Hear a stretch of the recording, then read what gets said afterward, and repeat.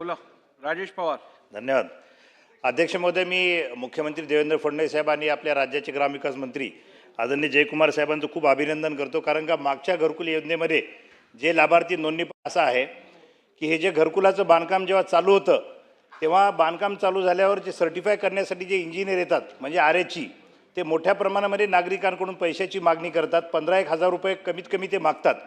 आणि माझ्या नायगाव पंचायत समितीमध्ये एकट्या नायगाव पंचायत समितीमध्ये 11 इंजिनियरनी कबुली दिली व्हिडिओवर की ते पैसे खातात म्हणून, आणि त्यांना जिल्हा परिषदेनी तात्काळ सस्पेंड केलं. त्यानंतर उमरी पंचायत समितीमध्ये सुद्धा एक इंजिनियर जी बाई होती तिच्या जागी नवरा काम करत होता आणि पैसे पण खात होता, त्यालाही तात्काळ निलंबित करण्यात आलं. परंतु माझा सन्माननीय ग्रामविकास मंत्री महोदयांना हा प्रश्न आहे की हे जेव्हा सगळा भ्रष्टाचार चालू असतो इंजिनियरकडून, बीडीओला माहीत नसणं हे शक्यच नाही. फक्त बीडीओला नाही तर जिल्हा परिषद मुख्यालयातील जे डेप्टी सीओच्या लेवलचे जे अधिकारी असतात त्यांनासुद्धा ह्याची कल्पना असते. मी तर म्हणेल की ह्याचे हप्ते त्यांच्यापर्यंतसुद्धा नक्कीच पोहोचत असतील.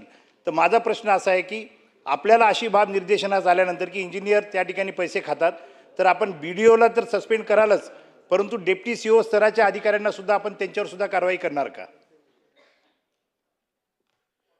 अध्यक्ष महोदय, माननीय सदस्य महोदयांनी एक गंभीर विषय या ठिकाणी सभागृहात याच्याही अगोदर माझ्याकडे त्यांची तक्रार होती.